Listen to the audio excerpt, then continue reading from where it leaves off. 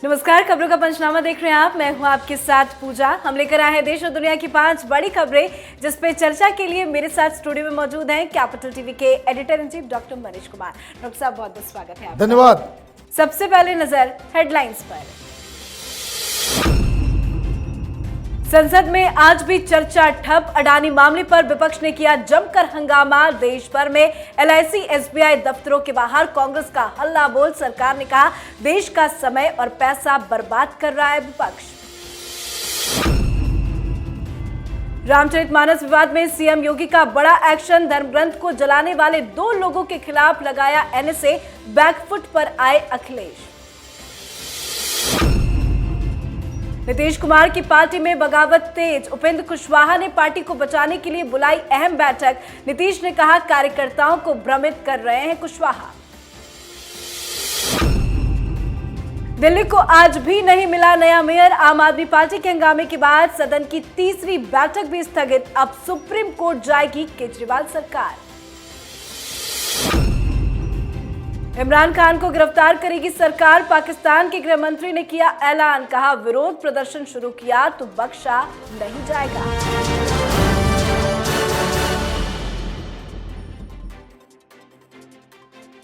आज खबरों की शुरुआत में सबसे पहले बात अडानी मामले पर विपक्ष की राजनीति की।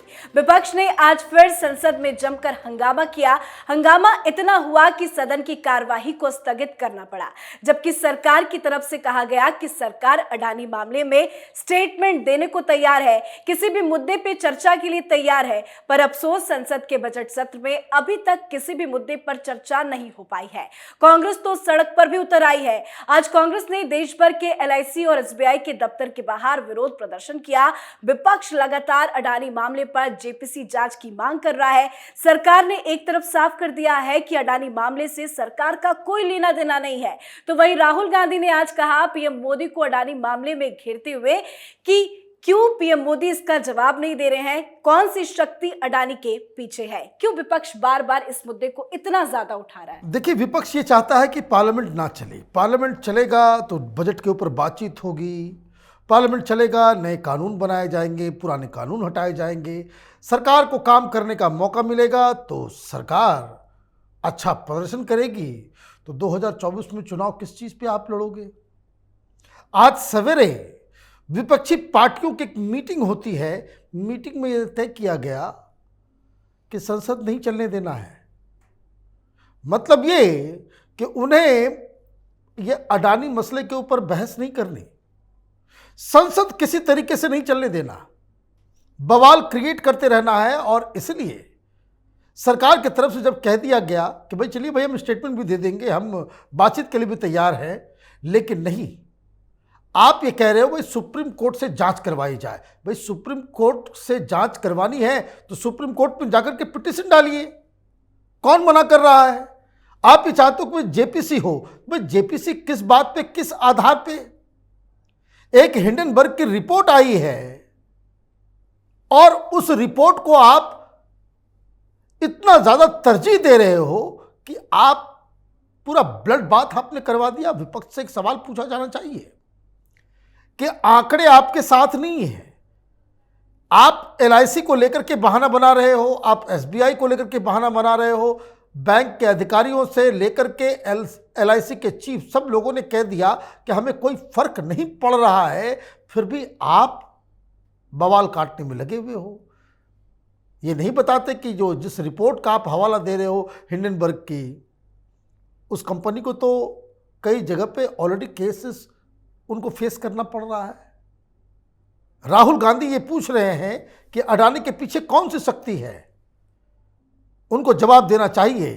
ये हिंडनबर्ग के पीछे कौन सी शक्तियां हैं, कौन उसे फंड करता है? जी, अगली खबर में बात रामचरितमानस विवाद में मुख्यमंत्री योगी आदित्यनाथ के बड़े एक्शन की। उत्तर प्रदेश में श्री रामचरितमानस की प्रतियां जलाने के मामले में 2 मुख्य आरोपी मोहम्मद सलीम और सत्येंद्र कुशवाहा के खिलाफ एनएसए की कार्रवाई की गई है।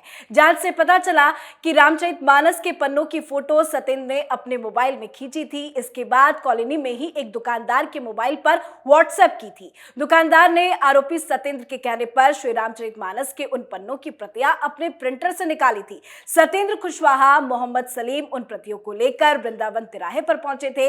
इसके बाद 5 लोगों ने उन्हें पैरों से कुचला था और फिर आग लगा दी थी। इस शर्मनाक हरकत पर योगी ने बड़ा एक्शन लिया है। एनएसए लगाकर कितनी बड़ी कार्रवाई की गई? ये बहुत बड़ी कार्रवाई है। एनएसए छोटी मोटी चीजों में नहीं लगाई जाती, बहुत टफ प्रावधान है इसके। इसके तहत पुलिस को यह अधिकार होता है कि आरोपी को बिना कोई आरोप लगाए 12 महीनों तक वो जेल में रख सकती है। अब ये एक्शन तो कड़ा हो गया, ये 2 लोग पकड़े गए हैं, लेकिन इसका पॉलिटिकल फॉलआउट क्या हो रहा है? बैकफुट पर चले गए अखिलेश यादव। अब राम नाम जपना शुरू कर दिया इन्होंने कि हम भी रामचरितमानस रोज सुनते हैं, हम भी हिंदू हैं, हमें भी ये नहीं है। वो रामचरितमानस नहीं था। समाजवादी पार्टी वाले कह रहे हैं कि रामचरितमानस को नहीं जलाया, वो तो कुछ अलग से पन्ने थे, लेकिन इन्वेस्टिगेशन से मालूम चल रहा है कि वो रामचरितमानस के ही पन्ने थे। और आप मुस्लिम वोटों के चक्कर में इस तरीके से अपने कार्यकर्ताओं से ये कह देंगे कि उस पर लात मारे, उसको जला दे। तो ये जो विपक्ष की तरफ से खास करके MY समीकरण के ऊपर राजनीति करने वाली जो 2 पार्टियां हैं, चाहे वो लालू यादव, तेजस्वी यादव की RJD हो या अखिलेश यादव की समाजवादी पार्टी, उनको अब ये समझ में आने लग गया है कि रामचरितमानस के जरिए वो जो OBCs और दलितों को साधने की कोशिश कर रहे थे कि भाई रामचरितमानस बहुत बुरी किताब है, नफरत की किताब है, ये दांव इनका अब उल्टा पड़ रहा है। जहां जहां इनके कार्यकर्ता जा रहे हैं, हर जगह इनकी थू थू हो रही है। जी, नीतीश कुमार की मुसीबतें कम होती नजर नहीं आ रही है। जेडीयू संसदीय बोर्ड के अध्यक्ष उपेंद्र कुशवाहा अब आर या पार के मूड में नजर आ रहे हैं। अब उन्होंने पार्टी कार्यकर्ताओं को संबोधित करते हुए एक ओपन लेटर लिखा है, जिसमें उन्होंने जेडीयू कार्यकर्ताओं से पटना में बैठक में आने की अपील की है। कुशवाहा ने पत्र में लिखा है कि नीतीश की राजद से खास डील और जेडीयू की राजद में विलय की कवायद से पार्टी का अस्तित्व काफी ज्यादा खतरे में आ गया है, इसलिए पटना आए और पार्टी बचाए। हालांकि जेडीयू के राष्ट्रीय अध्यक्ष ललन सिंह ने उनके इस पत्र को भ्रमित करने वाला बताया है। क्या कुछ लिखा गया है पत्र में? देखिए, पत्र में लिखा गया है कि नीतीश कुमार अपने चीफ मिनिस्टर की कुर्सी बचाने के लिए RJD तेजस्वी यादव के साथ एक सीक्रेट पैक्ट किया हुआ है, और इस सीक्रेट पैक्ट को लेकर के पहले से ही सवाल उठा रहे हैं उपेंद्र कुशवाहा कि आप बताओ कि आपकी RJD के साथ क्या डीलिंग हुई है, क्या क्या वो शर्तें हैं। और दूसरी चीज़ जो लगातार कैपिटल टीवी इस चीज़ को बताता आ रहा है कि किस तरीके से जेडीयू के अंदर ये एक दहशत क्रिएट कर रहा है नेताओं के बीच कि नीतीश कुमार कहीं शायद RJD के साथ जेडीयू का विलय न करते हैं। अब विलय का मसला और टर्म्स एंड कंडीशन जिसकी वजह से चीफ मिनिस्टर बने हुए हैं नीतीश कुमार, ये चाहते हैं भाई पब्लिक हो। पहले उन्होंने कहा तो नीतीश कुमार ने जवाब नहीं दिया। अब 19 और 20 तारीख को 11 बजे पटना में इन्होंने मीटिंग बुलाई है।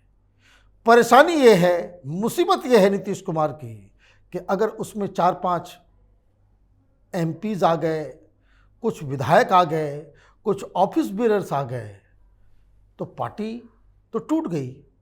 फिर तो आइदर उनको इस्तीफा देना होगा या फिर उनको इन तमाम लोगों को पार्टी से बाहर निकालना होगा। मतलब वो आज़ाद हो जाएंगे कि वो किसी भी पार्टी में जाके शामिल हो जाए। दोनों ही सीन में जेडीयू की मुसीबत आने वाले दिनों में बढ़ने वाली है। इसका कोई निदान, इसका कोई हल निकलता दिख नहीं रहा है। जी, हल तो दिल्ली में भी नहीं निकल रहा है, जहां आज एक बार फिर से मेयर का चुनाव नहीं होने दिया गया। इससे पहले मेयर चुनने की 2 कोशिशें नाकाम हो चुकी है। आज MCD की अध्यक्षता कर रहे सत्य शर्मा ने कहा कि उपराज्यपाल ने जिन 10 मेंबर्स को नॉमिनेट किया है वो वोट डाल सकेंगे।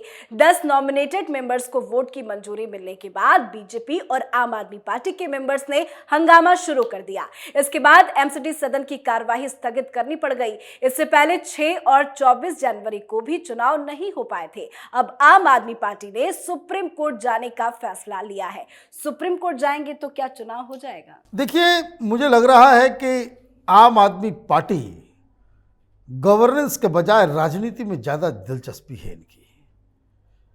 निशाना मेयर के चुनाव का नहीं है, ये स्टैंडिंग कमेटी के ऊपर अपना पूरा सत्ता काबिज करना चाहते हैं, जो पॉसिबल इस सिनारियो में दिख नहीं रहा, और इसलिए बार बार आम आदमी पार्टी चुनाव नहीं होने देना चाहती। दूसरी दिक्कत, जो सबसे बड़ी दिक्कत है, अब जो प्रोटेम स्पीकर है उन्होंने जो मनोनीत सदस्य हैं उनको भी वोटिंग राइट दे दी। अब और फासला बढ़ गया, 250 टोटल सीट है, जिसमें 134 आम आदमी पार्टी के पास है, मेजॉरिटी 125 की है, 104 बीजेपी के पास है, 10 और बढ़ गए, मतलब बीजेपी के पास अब टोटल वोट 114 है। और अगर ये सारे लोगों को वोटिंग करने की अनुमति दे दी भी जाए तो भी आम आदमी पार्टी की संख्या बहुमत से कहीं ज़्यादा है। फिर इन्हें डर किस बात की है? आम आदमी को ये डर लग रहा है कि जिन लोगों को इन्होंने पैसे लेकर के टिकट दिए, वो पैसे लेकर बीजेपी के साथ ना चले जाए, वोटिंग में मेयर के चुनाव में वो बीजेपी के उम्मीदवार को वोट ना कर दे। इसीलिए ये तमाशा चल रहा है, ये बवाल चल रहा है। और ये भी सुप्रीम कोर्ट किस लिए जा रहे हैं? ये कह रहे हैं कि सुप्रीम कोर्ट की निगरानी में चुनाव हो, मतलब इस देश में सारा काम सुप्रीम कोर्ट ही करेगा। सुप्रीम कोर्ट ही अब अगली बार से दिल्ली के असेंबली को चलाने का दायित्व भी सुप्रीम कोर्ट को दे दीजिए आप लोग। ये तमाशा जो आम आदमी पार्टी दिल्ली में कर रही है, ये दिल्ली की जनता जो उन्हें समर्थन देती, जो वोट करती है, उनके मैंडेट के ऊपर, उनके भरोसे के ऊपर तमाचा है। जी, आखिरी खबर में बात कंगाल हो चुके पाकिस्तान के नए बवाल की। इमरान खान पर गिरफ्तारी की तलवार लटक रही है। पाकिस्तान के गृह मंत्री राना सनाउल्लाह ने सोमवार को इमरान खान को चेतावनी दी कि यदि उन्होंने फिर से सरकार विरोधी प्रदर्शन शुरू करने की हिम्मत की तो उन्हें गिरफ्तार कर लिया जाएगा। इमरान खान सरकार के खिलाफ जेल भरो आंदोलन शुरू करने वाले हैं। उन्होंने टीवी पर आकर ये बयान दिया कि मैं लोगों से तैयार होने और जेल भरो तहरीक के लिए मेरे आह्वान का इंतजार करने के लिए कहता हूं, पर अगर इमरान अपने इस बयान से पीछे नहीं हटते हैं तो उनकी गिरफ्तारी संभव बताई जा रही है। सनाउल्लाह का चेतावनी, क्या वाकई में इमरान होंगे गिरफ्तार? देखिए, पाकिस्तान तो बहुत बड़ी मुसीबत में है, इसमें तो कोई शक नहीं है। अब बताया जा रहा है कि महंगाई दर 50 के आसपास। आईएमएफ ने नई शर्तें दी हैं। उन्होंने कहा है कि भाई जो पेट्रोल और डीजल तुम बेच रहे हो उसका रेट बढ़ाओ, 400 रुपये प्रति लीटर करो, तब हम पैसे देंगे। वो ये कह रहे हैं कि बिजली, जो फ्री बिजली का, जो केजरीवाल टाइप से 300 यूनिट बिजली को जो माफ़ किया जाता है वहाँ, उसको ख़त्म करने के लिए कहा जा रहा है। तो मतलब लोगों को दिक्कत हो रही है, तो लोग तो परेशान हैं। और इसी परेशानी का, ये जो राजनीति में इस तरह के लोग होते हैं कि जनता परेशान है, उस परेशानी का आप राजनीतिक इस्तेमाल किस तरीके से कर सकते हैं, यही इमरान खान करना चाह रहे हैं। उन्होंने डेट नहीं बताया, वो क्या इंतज़ार कर रहे हैं? वो इंतज़ार कर रहे हैं 9-10 तारीख का, जब आईएमएफ के साथ इनकी डील होगी। आईएमएफ से पैसा नहीं आएगा तो वैसे भी मुसीबत, पाकिस्तान डिफॉल्टर हो जाएगा और दिक्कतें होंगी। और अगर पैसा आया तो इमरान खान कहेंगे कि आईएमएफ के सामने इस शरीफ सरकार ने पूरे मुल्क को गिरवी रख दी है, कि शरीफ सरकार की वजह से, इनके मिसमैनेजमेंट की वजह से पेट्रोल और डीजल 400 रुपये प्रति लीटर हो गया है, महंगाई बढ़ रही है। तो ये दोनों ही केस में क्या होगा? वहाँ अनार्की फैलेगी, हिंसा भड़केगी, मारपीट होगा। और इस सिचुएशन से बचाने के लिए सरकार लगातार गिरफ्तारी कर रही है। 2 बड़े बड़े लीडर को ऑलरेडी गिरफ्तार कर लिया गया। अब इमरान खान की बारी है। अगर इमरान खान अपने प्रपोजल पे, अपने इस आंदोलन के लिए वो आगे बढ़ते हैं तो। जी, बहुत बहुत धन्यवाद बातचीत के लिए। धन्यवाद। खबरों का पंचनामा में आज के लिए फिलहाल इतना ही। देश विदेश की बाकी खबरों और उनके सटीक एनालिसिस के लिए देखते रहिए कैपिटल टीवी। हमें लाइक कीजिए, शेयर कीजिए और कैपिटल टीवी को सब्सक्राइब कीजिए। नमस्कार।